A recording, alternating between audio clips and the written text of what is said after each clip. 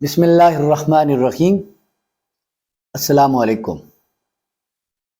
میں ہوں جی حافظ افتخار علی۔ میرا تعلق منڈی بہاؤالدین کے گاؤں ڈوگ سارنگ سے ہے،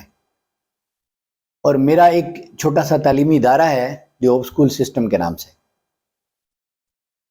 یہ چینل آپ کے لیے ہے اگر آپ ایک درد دل رکھنے والے پاکستانی ہیں، اگر آپ اپنی قوم کی زبوں حالی پر کڑتے ہیں،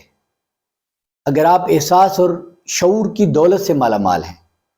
اگر آپ سماجی ظلم اور بربریت کے خلاف آواز اٹھانا چاہتے ہیں، اور اگر آپ اپنی ملک و قوم کی بہتری کو چاہتے ہیں، اگر آپ فرقہ واریت، ذات پات، صوبائی عصبیت، لسانی عصبیت اور اس طرح کی جو جہالت میں ڈوبی ہوئی آپ کی قوم ہے اس کا درد رکھتے ہیں، اگر آپ معاشرے کے اندر تعلیم اور تعمیر کے ذریعے سے مثبت کردار ادا کرنا چاہتے ہیں، اور یقیناً یہ چینل آپ کے لیے ہرگز نہیں ہے اگر آپ صرف اپنی ذات کے دائرے میں قید ہیں، اگر زندگی آپ کے لیے ایک کھیل تماشا ہے، اگر آپ اپنی قوم کے درد کے احساس سے محروم ہیں، اگر آپ ایک بے حس انسان ہیں، اگر آپ مردہ ضمیر رکھتے ہیں، تو یقیناً یہ چینل آپ کے لیے ہرگز نہیں ہے، آپ کے لیے یہاں کچھ نہیں رکھا۔ ہم یہاں بات کریں گے فرقہ واریت کے خلاف، ہم یہاں بات کریں گے قومی اعتبار سے اپنے غیر سنجیدہ رویے کے خلاف، ہم یہاں بات کریں گے اپنے معاشرے کے اندر پائے جانے والے دوہرے سماجی رویوں کے خلاف، ہم یہاں بات کریں گے ان ساری برائیوں کے خلاف جنہوں نے پاکستان کو پچھلے 76 سالوں کے اندر پیچھے دھکیلا ہے، گرا دیا ہمیں جہالت کے تھا گہرائیوں میں۔ اچھا، آخر میں اس موضوع پہ کیوں بات کرنا چاہتا ہوں، اس سماج سدھار پہ میں کیوں بات کرنا چاہتا ہوں؟ مجھے زندگی میں مختلف قسم کے تجربات سے گزرنا پڑا۔ میں نے اپنی زندگی کا آغاز ایک مدرسے سے کیا، تو میں علماء کی بیٹھک میں رہا، میں جانتا ہوں مدارس کے اندر کس طرح کی تعلیم دی جاتی ہے، اور میں جانتا ہوں کہ ہمارے معاشرے کے جو علماء ہیں وہ کون سی مینٹیلٹی اور کون سا ذہنی درجہ رکھتے ہیں۔ اس کے بعد میری زندگی کا دوسرا جو سٹیپ تھا، اس میں ایک فیکٹری میں مزدوری کرتا رہا، تو میں جو لیبر کمیونٹی ہے اس کی مینٹیلٹی کو بہت اچھے سے سمجھتا ہوں، کیونکہ ان کے اندر مجھے کئی برس رہنے کا موقع ملا۔ پھر اس کے بعد میں نے اپنے بزنسز کیے، میں نے مارکیٹنگ کی، میں نے کنسلٹنٹ کی حیثیت سے کام کیا، اور پاکستان کے زندگی کے تقریباً تمام شعبہ زندگی کے ساتھ میرا کسی نہ کسی درجے میں تعلق رہا۔ اس لیے میں سمجھتا ہوں کہ مجھے اس حوالے سے کافی تجربہ حاصل ہے کہ میں پاکستان کی سماجی برائیوں، پاکستان کے معاشرتی رویوں کے اوپر سیر حاصل بات کر سکوں۔ اچھا، آج جو پہلا موضوع جس پہ میں بات کرنا چاہتا ہوں آپ سے،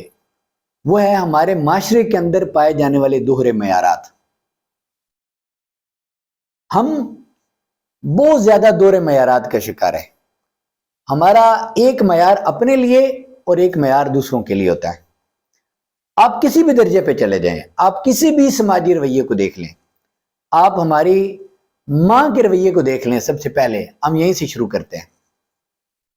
دیکھیں، ہماری والدہ جب ہمارے ساتھ وہ برتاؤ کرتی ہے تو اس کا رویہ بالکل مختلف ہوتا ہے، لیکن وہی جب کوئی دوسرا بچہ اس کے ساتھ وہ برتاؤ کرتی ہے تو اس کا رویہ بالکل مختلف ہوتا ہے۔ جیسے میں اکثر یہ مثال دیا کرتا ہوں، اگر اپنا بچہ پڑوسن کے بچے کو مارے اور وہ پڑوسن کا بچہ ماں کے پاس شکایت لے کر آئے کہ آپ کے بچے نے مجھے مارا ہے، تو وہ اسے کہتی ہے کوئی نہیں پتر پرا ہے، کوئی نہیں ڈر، اور اپنے بیٹے کو کہہ دے گی وے نہ ماری وے۔ لیکن اگر وہی پڑوسن کا بچہ اپنے بچے کو مارے تو ماں کے تیور ہی بدل جاتے ہیں، اس کا رویہ ہی بدل جاتا ہے۔ اس وقت اس کے لہجے میں وہ مٹھاس، وہ چاشنی اور وہ بھائی والا وہ بالکل نہیں کہے گی کہ کوئی نہیں پتر پر آئے، بلکہ وہ یوں بازو اوپر چڑھائے گی اور کہے گی تیریاں میں بوٹیاں کراں، تیریاں میں ورچھاں چیراں، میں تیری بوٹیاں کر دوں گی، میں تیرے ٹکڑے کر دوں گی، تو نے میرے بچے کو ہاتھ کیسے لگایا ہے؟ یہاں سے وہ پہلی اینٹ ہے جو ہماری سماجی رویے میں، وہ پہلی ٹیڑھی اینٹ جہاں سے ہماری ناانصافی پر تربیت ہوتی ہے۔ ہم پہلے دن سے یہ سیکھ لیتے ہیں کہ ہم خاص ہیں، باقی تو کتے بلے ہیں سارے معاشرے کے اندر رہنے والے، ان کی کیا ویلیو ہے ہمارے آگے۔ اسی کا نتیجہ یہ نکلتا ہے کہ ہر پاکستانی بچہ جو جوان ہوتا ہے اس کے رویے کے اندر یہ سماجی ناانصافی جو ہے وہ کوٹ کوٹ کے بھری ہوئی ہوتی ہے۔ وہ کہیں لائن میں لگنا پسند نہیں کرتا، وہ کسی اشارے پر کھڑا ہونا پسند نہیں کرتا، وہ کبھی اپنی باری کا انتظار کرنا پسند نہیں کرتا۔ اسی کا دوسرا تھوڑا سا آگے چلے، جب شادی کر دیتی ہے ماں اپنی بچے کی، اس وقت اس کا کیا رویہ ہوتا ہے؟ اگر اپنا بچہ اپنی بیوی کا خیال رکھے اور اگر وہ اپنی بیوی کے ساتھ حسن سلوک کرے تو کہے گی زن مرید ہے، بیوی دے تھلے لگیا ہوا ہے، ذرا اس میں مردانگی نہیں پائی جاتی۔ لیکن وہی اگر اپنا داماد اپنی بیٹی کے ساتھ حسن سلوک کرے اور اس کی کیئر کرے اچھا، تو وہ کہے گی کہ میرا داماد بہت اچھا ہے،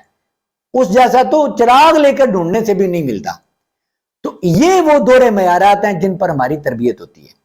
اور آپ زندگی کے باقی رویوں میں دیکھ لیں، آپ یہ دیکھیے اگر ایک بچہ امیر کا ہے اور ایک غریب کا ہے تو ان کو زندگی کے ہر لمحے ہر قدم پر ایک دوسرے سے مختلف حالات کا سامنا کرنا پڑتا ہے۔ تعلیمی ادارے میں چلے جائیں، وہاں آپ کو مختلف سماجی رویوں کا سامنا کرنا پڑتا ہے۔ آپ کسی دفتر کے اندر چلے جائیں، وہاں آپ کو مختلف سماجی رویوں کا سامنا کرنا پڑتا ہے۔ ایک ہی معیار ہمارا اپنے لیے اور معیار ہوتا ہے اور دوسروں کے لیے اور معیار ہوتا ہے۔